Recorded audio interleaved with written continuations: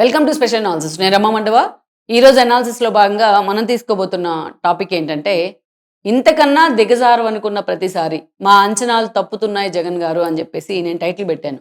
ఆ అంశం గురించి ఈరోజు మనం డిస్కస్ చేద్దాం. లేటెస్ట్గా ఏదైతే రైల్వే కోడూరు ఎమ్మెల్యే అరవ శ్రీధర్ విషయంలో వైఎస్ఆర్సీపీ చేసిన హడావిడి కానీ, అల్టిమేట్గా ఆ ఇష్యూలో అసలు ఏం జరిగిందనే విషయాలు ఈరోజు బయటకు వస్తున్న తర్వాత, ఇలాంటి అరాచకాలు కూడా ఉంటాయా రాజకీయాల్లో అని ఒకవైపు బాధేస్తుంది అనమాట. ఎందుకంటే పీక్స్ కదా, రాజకీయాలు అంటేనే రాజకీయాల్లోకి వచ్చి చట్టసభల దాకా వెళ్ళారంటేనే చట్టాలు చేసే అదృష్టం అందరికీ రాదు. సో అదొక నిజంగా అదొక గొప్పతనం. అందుకే ప్రజల్లో కూడా అటు రాజకీయ నేతలన్నా ఎమ్మెల్యేలన్నా ఆ స్థాయిలో గౌరవం ఉంటుంది.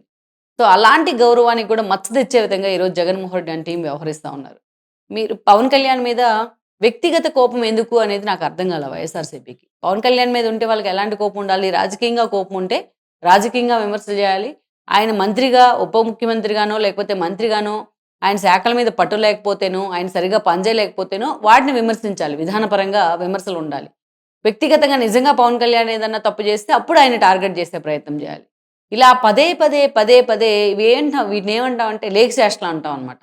ఇలా మహిళలను అడ్డం పెట్టుకొని దారుణంగా వాళ్ళతోని ఇట్లాంటి డ్రామాలు ఆడించి ఈరోజు సభ్య సమాజానికి జగన్మోహన్ రెడ్డి ఏం మెసేజ్ ఇస్తున్నారనేది నాకైతే అర్థం కావట్లా.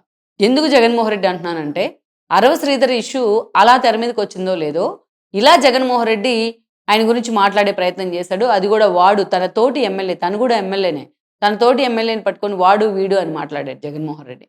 సో అది అది చాలా దారుణం. ఇంకోటేమంటే ఆ అమ్మాయి గురించి కూడా చాలా ఆకాశానికి ఎత్తేసే ప్రయత్నం చేశారు.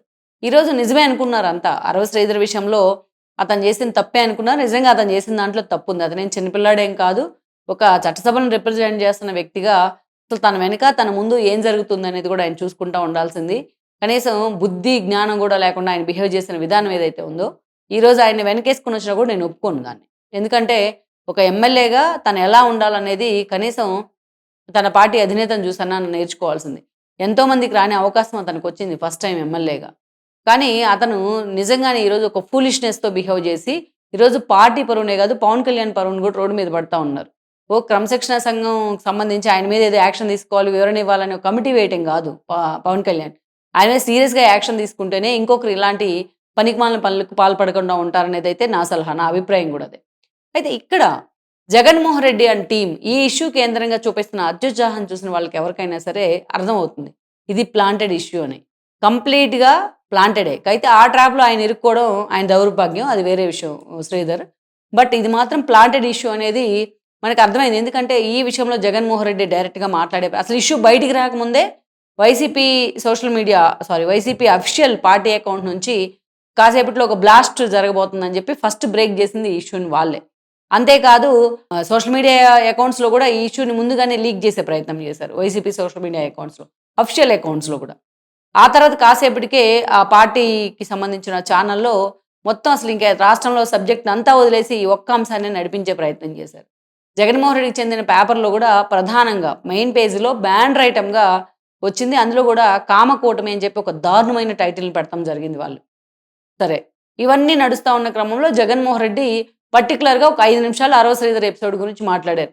పార్టీ నేతలతోని భేటీ అయ్యే క్రమంలో ఈ అంశాన్ని కూడా తెర మీదకి తీసుకొచ్చి అరవ శ్రీధర్ గురించి ఆయన మాట్లాడడం జరిగింది. ఇదంతా ఒక ఎత్తయితే ఈరోజు ఆ ఇష్యూ బయటకొచ్చిన తర్వాత ఆవిడెవరైతే బాధితురాలిని అని చెప్పబడుకుంటున్నా ఉన్నారో వీణ ఆమె పేరు. ఆల్రెడీ ఆవిడకి ఆ వీణ తీగలు తెగ్గొట్టుకున్నట్టుంది. ఆవిడ శ్యామలని అప్రోచ్ అయ్యారు ముందే. ఆ శ్యామల మాట్లాడడం, ఆమెను డైరెక్ట్ చేయడం, ఆ ఆడియో కూడా బయటికి లీక్ అయింది. ఇది అదేదో సినిమాలో చెప్తున్నా, నేను చూసాను సోషల్ మీడియాలో చాలా సెటైర్లు పేలుతా ఉన్నాయి. ఏది చేసినా దొరికిపోతాడని 'జులాయి' సినిమాలో బ్రహ్మానందం గురించి రాజేంద్ర ప్రసాద్ చెప్తా ఉంటాడు. వాడు మంచి దొంగ, ఏ దొంగతనం చేసినా వెంటనే దొరికిపోవడం వాడి స్పెషాలిటీ అని చెప్పేసి. సో వీళ్ళైతే మంచి దొంగలు కాదు, గజ దొంగలే గానీ వైఎస్ఆర్‌సీపీ నేతలు ఏది చేసినా వెంటనే దొరికిపోతా ఉంటారు. ఈరోజు సోషల్ మీడియా ఇంత ఫ్లేరప్ అవుంది, ఇంత ఎఫెక్టివ్‌గా పనిచేస్తున్నాయి పార్టీకి సంబంధించి సోషల్ మీడియా వింగ్స్. అంతేకాదు పార్టీకి సంబంధించి ఫ్యాక్ట్ చెక్ విభాగాలు కూడా ఉన్నాయి. మనం ఏదైనా ఇట్లాంటి పనికిమాలిన పని చేస్తే అది ఎక్కువ సేపు మనం దాన్ని దాచి ఉంచలేమనే కామన్ సెన్స్ వాళ్ళకుండాల. ఈరోజు ఆ అమ్మాయిని ఏ డైరెక్ట్‌గా అది ట్రాపే. అతన్ని ఎమ్మెల్యేని ట్రాప్ ఆ అమ్మాయే నేను ఫోన్ చేశాను. ఫేస్‌బుక్‌లో మెసేజ్‌లు పెట్టాను. ఒక అమ్మాయి అండి ఆ అమ్మాయి గురించి నేను మాట్లాడడం కూడా నాకు చాలా అసహ్యంగా అనిపిస్తా ఉంది. సో, అలా అంత దారుణంగా ఆ పిల్ల 1-1 అన్నీ ఆ అమ్మాయి చేసిన తప్పులన్నీ ఓపెన్‌గా మీడియా ముందు మళ్ళీ చెప్తూ కూడా సమర్థించుకుంటా ఉంది. ఒక్క క్వెషన్‌కి స్ట్రెయిట్ అవే ఆ అమ్మాయి సమాధానం చెప్పట్లా. సో, ఈ విషయంలో అందుకే నేను ముందే చెప్పా. శ్రీధర్‌తో పాటు శ్రీధర్ కుటుంబ సభ్యులు కూడా శ్రీధర్ వెంట ఉండేవాళ్ళు కూడా దీనికి బాధ్యులే. సో, ఈరోజు అంత ఆ స్థాయిలో అది జరుగుతూ ఉంటే నియోజకవర్గ కేంద్రంగా ఆయన అనుచరులు గాని, ఆయన శ్రేయోభిలాషులు గాని ఏం చేస్తున్నట్టు ఇంత జరుగుతా ఉంటే? సో, ఇదంతా అయిపోయింది. సో, ఇదంతా అయిపోయిన తర్వాత ఈరోజు ఒక్కొక్కటిగా అటు జగన్మోహన్ రెడ్డికి చెందిన మీడియా రిపోర్టర్స్‌తోని ఆవిడ మాట్లాడడం, ఆ వీడియోస్ బయటికి రావడం, కొంతమంది కిడ్నాప్ చేసి జర్నలిస్టులపైనే దాడి చేయడం, వాళ్ళు సూసైడ్ అటెంప్ట్ చేయడం. అసలు ఆవిడ చెప్పే కొన్ని మాటలైతే నేను చెప్పలేకపోతా ఉన్నాను. కొన్ని వర్డ్స్ గాని నేను వాడలేను. చాలా దారుణంగా ఒక ఒక క్యారెక్టర్ అసాసినేషన్ చేసే విధంగా మహిళలను కూడా మాట్లాడే విధానం నాకసలు అసహ్యంగా ఉంది. ఆవిడ వైనం గాని, ఆవిడ తీరు గాని చూస్తా ఉంటే. సో, అలాంటి ఆమెని ఒక పావుగా వీళ్ళు వాడుకున్నారు. కనీసం ఆ అమ్మాయి చిన్నపిల్లేం గాదు. ఆమె మైనర్ స్టేజ్‌లో లేదు, మేజరే. ఇప్పుడు ఇలా వైఎస్ఆర్‌సీపీ వాడుకుంది కాబట్టి మీడియా ముందుకొచ్చి అటు జనసేనని, అరవ శ్రీధర్‌ని, పవన్ కళ్యాణ్‌ని ఆమె బదనాం చేస్తా ఉంది. రేపొద్దున ఏదన్నా తేడా వస్తే ఇదే వైఎస్ఆర్‌సీపీ ఆమెను గూడా అంతే వాడుకునే ప్రయత్నం చేస్తుంది గదా! ఆ అమ్మాయి ఎందుకు గుర్తించట్లేదు? డబ్బుల కోసం ఇంతగా దిగజారాలా? సరే ఇదయిపోయింది. ఎక్కడ ఎవరు దొరుకుతారా మనం ప్లాన్ చేద్దామని చూస్తా ఉంటున్నట్టుంది వైసీపీ నేతలు. సో, ఈరోజు అరవ శ్రీధర్ అనే ఎమ్మెల్యే, దట్టు ఆయన చిన్న ఏజీ. సో, అలాంటి ఎమ్మెల్యేని టార్గెట్ చేసి ఏదో ఒక గందరగోళాన్ని క్రియేట్ చేసి మనం ఒక కథ నడిపిస్తే అది మొత్తం తీసుకెళ్ళి పవన్ కళ్యాణ్‌కి ఆపాదించే ప్రయత్నం చేయొచ్చు అనేది వైసీపీ ఆలోచన. సో, ఈ క్రమంలో వాళ్ళు దొరికిపోయారు, అది వేరే విషయం కానీ పవన్ కళ్యాణ్ టార్గెట్ చేయాలంటే వైఎస్ఆర్‌సీపీ ఇంతగా దిగజారాలా? అమ్మాయిల్ని తెర మీదకి తీసుకురావాలా? అమ్మాయిల్ని వాడుకోవాలా? ఇప్పుడు శ్రీధర్ చేసే ఈ విషయాల్లో తప్పున్నా, శ్రీధర్ ఫాలో అయ్యే ఇష్యూస్‌లో ఏదైనా రాంగ్ కనిపించినా శ్రీధర్‌ని టార్గెట్ చేయొచ్చు. ఎమ్మెల్యే శ్రీధర్‌ని టార్గెట్ చేయొచ్చు. అతని పనితీరు సరిగ్గా లేదని చెప్పి ఎక్స్‌పోజ్ చేయొచ్చు అతన్ని. చాలా ఇష్యూలుంటాయి రైల్వే కొడూరుకి సంబంధించి. కానీ ఎక్కడ ఇతన్ని ఒక మహిళని అడ్డం పెట్టుకొని ఇంత దుర్మార్గమైన రాజకీయాలా? ఎవరన్నా యాక్సెప్ట్ చేస్తారా దీన్ని? గతంలో ఒక పరిమళ జత్వాని విషయంలో ఎట్లా ఎంత దారుణాలు చేశారు వీళ్ళు? సో, గతంలో మనం చూస్తే జత్వాని కేసు ఒకటి చాలు వైఎస్ఆర్‌సీపీ అరాచకాలు ఏంటనేది వాళ్ళ ప్రభుత్వంలో. ఇక ఒక అంబటి రాంబాబు, ఒక అవంతి శ్రీనివాస్, అదేవిధంగా ఒక గోరంట్ల మాధవ్. ఇలాంటి వాళ్ళందరూ కూడా బరి తెగించి బజారున పడితే మరి జగన్మోహన్ రెడ్డి గాని, ఈ రోజా గాని, ఈ శ్యామల గాని వీళ్ళెందుకు ఆ రోజు ఖండించే ప్రయత్నం చేసుకోలేదు? అప్పుడొక రూలు, ఇప్పుడొక రూలా? కాతే వాళ్ళు చేశారని చెప్పి ఈరోజు వీళ్ళు కూడా ఇలాగే చేయమని నేను అనట్లేదు. కానీ ఈరోజు పవన్ కళ్యాణ్‌ని టార్గెట్ చేయాలంటే ఇంత అసహ్యకరమైన స్టేజ్‌కి వాళ్ళు దిగజారాలా? ఈరోజు రోజా కూడా వచ్చి మీడియా ముందు పవన్ కళ్యాణ్ ఎందుకు మాట్లాడట్లేదు అని మాట్లాడుతోంది. పవన్ కళ్యాణ్ ఎందుకు మాట్లాడాలి? ఆయనకేమైనా సంబంధమా ఈ ఇష్యూతోని? తన పార్టీకి సంబంధించిన ఇష్యూ కాబట్టి ఆయన మీద యాక్షన్ తీసుకోవడానికి ఒక కమిటీని ఏస్తున్నారు. త్రిసభ్య కమిటీని. 3 డేస్‌లో రిపోర్ట్ ఇవ్వాలి అని కూడా పవన్ కళ్యాణ్ డెసిషన్ తీసుకోవడం జరిగింది. అంతకన్నా గతంలో అంబటి రాంబాబు మీద, అవంతి శ్రీనివాస్ మీద వీళ్ళ మీద తీసుకున్నారా జగన్మోహన్ రెడ్డి? చంద్రబాబు నాయుడు ఇంటి మీద దాడికెళ్తే మంత్రి పదవులు ఇచ్చారు. అదే ఒక క్రైటీరియాగా జగన్మోహన్ రెడ్డి. ఈరోజు పవన్ కళ్యాణ్‌ని చాలా దారుణంగా టార్గెట్ చేశారు గదా! గత 5 ఏళ్ళు. అంతకంటే ఇంకా ఏం మిగిలుంది అతన్ని టార్గెట్ చేయడానికి? అతన్ని వ్యక్తిగతంగా టార్గెట్ చేశారు. అతని పెళ్ళిల్ని టార్గెట్ చేశారు. అతని సినిమాల్ని టార్గెట్ చేశారు. చివరికి అతన్ని ఏదైతే జగన్మోహన్ రెడ్డి విద్యార్థులతో కార్యక్రమంలో పాల్గొన్నప్పుడు కూడా పవన్ కళ్యాణ్ పెళ్ళిళ్ళ గురించి మాట్లాడేవాళ్ళు. అతని వివాహాలను కూడా టార్గెట్ చేసి, అతని పిల్లల్ని కూడా చాలా దారుణంగా టార్గెట్ చేసింది వైసీపీ. ఇంకేం మిగిలుంది పవన్ కళ్యాణ్‌ని టార్గెట్ చేయడానికి? కానీ ఈరోజు పవన్ కళ్యాణ్ అనే ఒక వ్యక్తి ఉంటే, ఒక టవరింగ్ పర్సనాలిటీ, ఒక సాలిడ్ పర్సనాలిటీ ఉంటే వైఎస్ఆర్‌సీపీ ఆటలు సాగవు.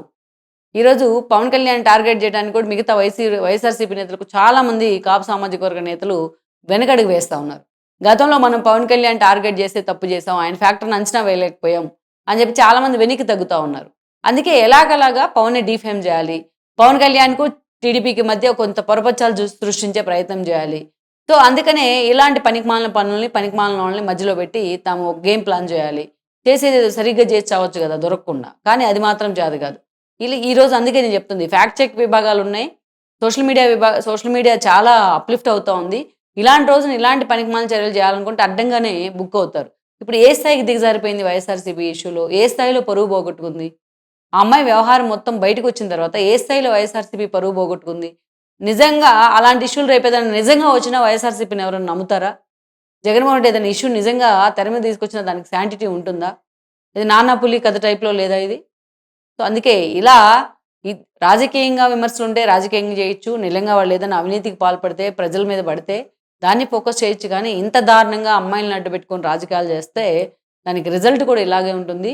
ఇక ముందు ఇలాంటి ఇష్యూలు నిజంగా వచ్చినా కూడా జనం జగన్మోహన్ రెడ్డి నమ్మే పరిస్థితి అయితే ఉండదు. Please share, like and subscribe R24 Telugu YouTube channel.